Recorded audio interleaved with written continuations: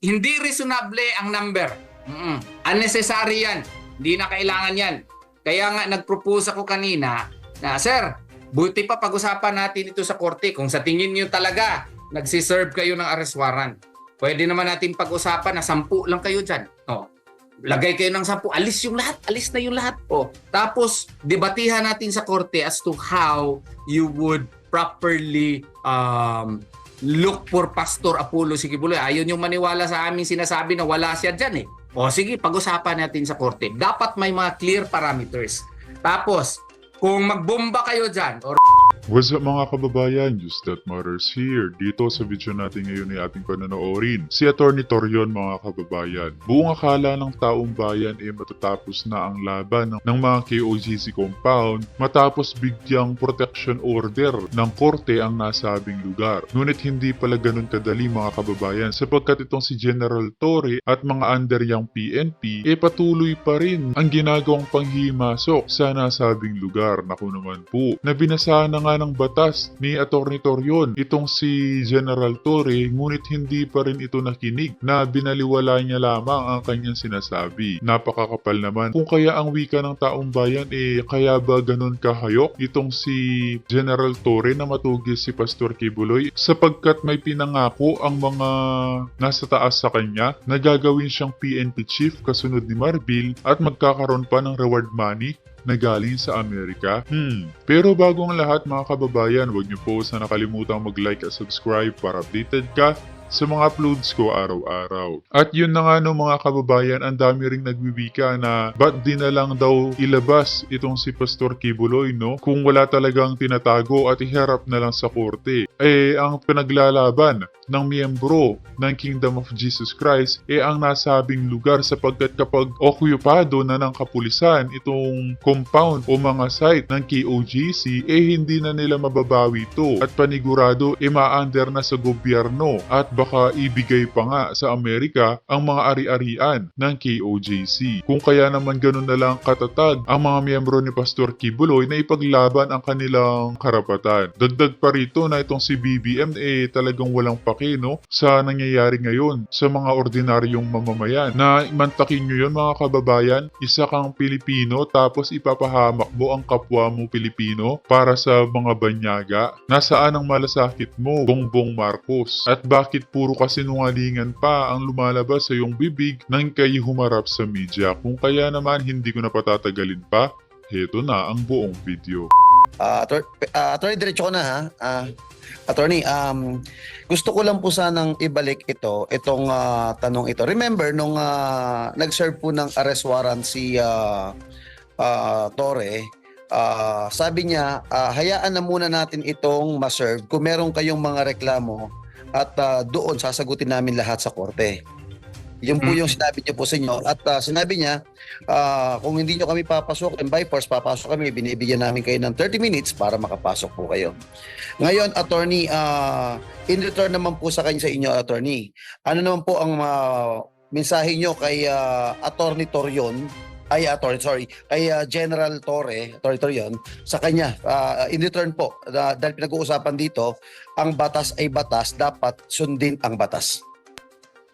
So, ngayon po, sana si General Torre, sabi niya, nag-iimplementa lamang siya ng batas, no? At the very first instance, klaro na klaro. Buti na lang, akala ko hindi yun na record Klaro na klaro po doon na hindi siya nakinig ng rason. 'Di ba? Nag-request ako, sir, bakit po kayo nandito? Mag-implement ng warrant. Sabi ko sa kanya, pwede po ba makita yung warrant? Pagtingin niya, wala pala siyang warrant na dala. So bumalik siya. Balik siya. 5 minutes ata, wala siya. Pagbalik niya, legal. Ipakita mo ang warrant. Kita ang warrant. Binigay sa kanya yung warrant. Isang warrant lang ang pinakita. Sabi ko naman, sir, kay Sylvia Simanes lang po ito, sir. Pasig po ito, sir. Hindi naman po ito authority for you to conduct, to enter an enclosure, a building na hindi po nakasaad po dito sa address po. Sabi niya, tingnan nyo yan, attorney, na merong word dyan, elsewhere. Elsewhere, sabi niya. Sabi ko naman, sir, yung elsewhere po, that refers to the accused. Kung nakita mo siya sa Palawan, pwede mo siya dakpin sa Palawan. Sabi niya sa akin, kung mag-file ka ng kaso, hindi ito ang lugar na mag-debate tayo. Papasok kami kung ayaw at sa gusto mo, bigyan ko kayo ng 30 minutes. Yun ang sabi niya. File na lang kayo ng kaso.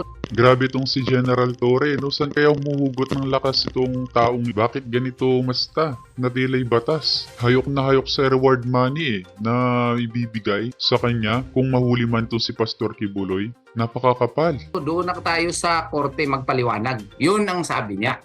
So ngayon, sir, may korte na po. Itong mensahe ko sa kanya, may court order na po. Meron na pong temporary protection order. Ang sabi po doon, no, the restrictions and control being employed by the PNP has resulted to the violation of the rights to lives, liberties, and properties of the petitioners. Therefore, there is a cease and desist order for you to not to perform any act or omission that would lead to the violation of the petitioner's rights to lives, liberties, or properties. All-encompassing yun eh. Any act and omission dapat walain. Yung order na yun, ang rational was the restriction and control that you imposed upon the KOJC members and the premises. So dapat yung restriction and control mo at saka any act or omission dapat i-cease and desist na yan, no? Doon sila doon sila concentrate ngayon sa removal of blockade, barrier, etc. Sabi ko naman, sir, yung human mga pulis po, barrier din yan, blockade yan, human barrier yan, so kailangan alis yan. Oo. So, ang sabi niya, sige. Yun ang pwede ko ipagbigay sa inyo. Matagal na usapan yun sa Camp Katitipan eh. Yun, yung sa entrance, pwede na namin tanggalin yung barrier na yun kasi nag-agree siya sa akin na human barrier ngayon. Pero sir, your mere presence in the KOJC compound already is a threat to the lives, liberties, and properties of my client. Kailangan mag-cease and desist kayo, alis na kayo. So hindi sinabi yan sa korte. Hindi sinabi yan ng korte. O ngayon, may clarificatory order. Nasabi ng korte na it maintains its order and that the two orders, yung TPO at saka yung warrant of arrest, can coexist with each other, sabi. Ang nakasaad dito, yung warrant of arrest should be necessary and reasonable. So dapat reasonably ka. Paano magiging reasonable na 3,000 personnel ang nandyan? Isang Tapos mababalitaan na binigyan na nga ng temporary protection order itong KOJC compound, ngunit binaliwala lamang. Bagkus patuloy pa nga ang binababang kapulisan no, sa lugar ng compound. tao lang nahanap mo talaga eh. Hindi yan reasonable. Pangalawa, paki-post ngayon, sir, yung order. Sabi doon, no, any act beyond the usual prescription must be with judicial imprimatur before it is carried out. May nakita ka ba na nag-perform ng arrest warrant na may dalang stethoscope? Di ba wala? Parang stethoscope eh. Nagaganon sila doon. Di ba wala? Hindi yan usual prescription in the implementation of the arrest warrant. According to the court, that must be done with judicial imprimatur. Dapat kuha ka muna ng authority sa korte doon sa Pasig at saka sa Quezon City. Pwede ba namin gawin po ito, Judge? Kasi po nagdadala kami ng stethoscope. Ano ba yan? Stethoscope? Radar pala. Ano bang tawag ninyo dyan? Hindi ko alam. Lagay kayo ng mga devices doon. Kunyari may mga red dots na confirming heartbeats. Paano namin malaman kung tao na heartbeat yun? Palaka. What if palaka na heartbeat yun? Hindi nyo na-explain sa amin eh. Hindi nyo rin yan na-explain sa korte. Kailangan i-explain nyo yan sa korte. Okay. Granting for the sake of argument na heartbeat yun. Heartbeat yun. Paano mo nalaman na si Pastor Apollo si Kibuloy yun? Tapos, kunyari lang, na tao talaga yun. Anong sunod nyo gawain? Bumbahin ninyo? Do you think an arrest warrant authorizes you to bomb or to jackhammer the property owned by another person? Another entity, KOJC. Do you think the arrest warrant authorizes you that? That is a novel matter that requires judicial imprimatur. So, hindi dapat yan. So, first, hindi reasonable ang number. Unnecessary yan. Hindi na kailangan yan. Kaya nga, nag-propose ako kanina na, Sir, buti pa pag-usapan natin ito sa korte. Kung sa tingin nyo talaga, nagsiserve kayo ng arrest warrant. Pwede naman natin pag-usapan na 10 lang kayo dyan. Lagay kayo ng 10, alis yung lahat, alis na yung lahat. Tapos, debatihan natin sa korte as to how you would properly look for Pastor Apollo Sikibuloy. Ayaw nyo maniwala sa aming sinasabi na wala siya dyan sige, pag-usapan natin sa korte. Dapat may mga clear parameters. Tapos, kung magbomba kayo dyan or mag-jackhammer, pwede ba mag-post kayo ng bond? Put up kayo ng 15 million.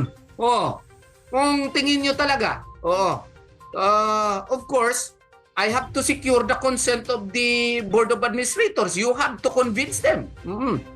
Kasi hindi naman ako ang pwedeng magbigay ng consent na ganyan. Wala sa authority ko yan. You have to convince them, and the court has to also require Tama. their comment on the matter. Ipa-comment ng korte yan. Hindi po pwede na just because you have an arrest warrant, inyo nang gawain yan na lisensya na maski anong gawain nyo, pagsira ng property na hindi naman nakarehistro po sa pangalan ng akusado. Sobra na talaga. Sobra na ito. So dapat, General Torre, sabi mo sa korte ka na magpaliwanag. Ngayon, ikaw naman ang sabihan ko sana, Sir, sa korte ka maghingi ng authority. Okay? Huwag mo gawain maski anong gagawain mo dyan kasi sigurado ako matatanggal ka dyan. May perpetual disqualification pa yan or baka mapreso ka pa. Okay. Attorney, before si Ma'am Malu Tikia, may follow-up lang question ako doon sa sinabi niyo po kanina, nakasaad po sa writ of amparo yung pag-aalis po ng barricade. Yung po nakasaad po kasi doon po sa petition po ninyo, dito po sa Korte Suprema, dito po sa Davao, ay sa loob po ito ng Kingdom of Jesus Christ.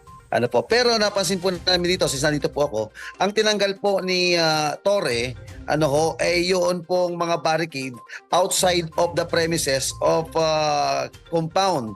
But right now, ito naririnig po tayo dito sa compound ngayon, ay kung iniuutos po pala ng korte na yung human barricade, sinunod po ni Torre, bakit po yung pong congregation at yung pong worship church binabarricade po at hindi niya po pinapaalis? Bakit yung hindi po sakop po nung premises sa daan tinanggal niya, pero po yung mismong inuutos ng korte hindi niya po sinusunod? Ano po ang masasabi niyo po doon, attorney? Kaya nga, this is a willful violation of the letter of the temporary protection order po. Kasi maski na nga ipagpalagay natin doon na tayo sa kanilang understanding na yung mga barriers lang ang tatanggalin, yung blockades lang, ang ginawa nila opposite. Blinakid na nila yung cathedral pa, yung main worshiping center of KOJC. Maling-mali po yun. Maling-mali kasi that would hinder their exercise of their religious rights. Nandun yan sa sa temporary protection order na anything that would hinder the exercise of their religious, academic, and proprietary rights, dapat walain yun. Ang ginawa niya, blockade na siya doon sa sa main cathedral po ng KOJC. Sa tingin ko, bawal yun at contemptible po yun. Baka may katanungan si Professor Malu, Prof? Hi, Attorney Torion, magandang hapon. Gusto ko lang hong tanungin, nagkaroon na ho ba ng audit ng damages to properties and yung injuries to persons? Meron na ho kayang nagawa dyan? Kasi from somebody outside, grabe yung pambabastos sa isang religious organization, sa isang congregation at sa isang private property.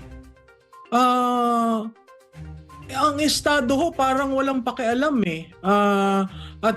Nakita natin iba-iba ang kanilang pahayag, from the executive secretary to the secretary of local government to the president himself, saying walang baril, walang tear gas.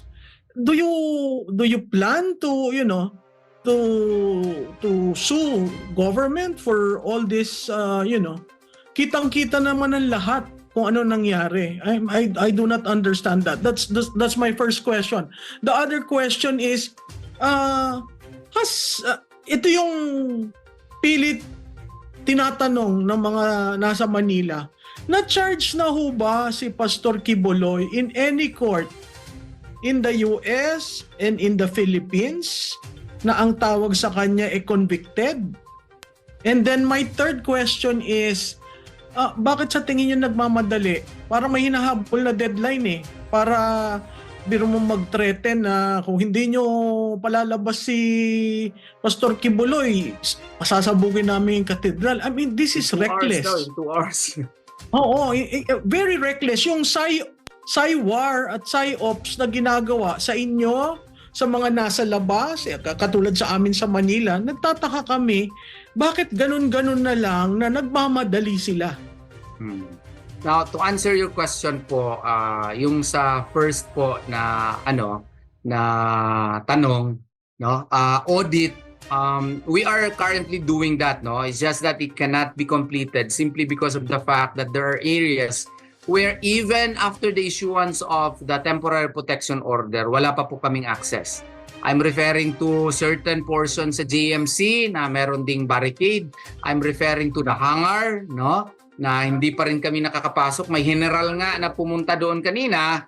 At saka meron ding colonel accompanied by several of their men, no? Hindi kami nakakapasok. So we could not conduct the audit yet.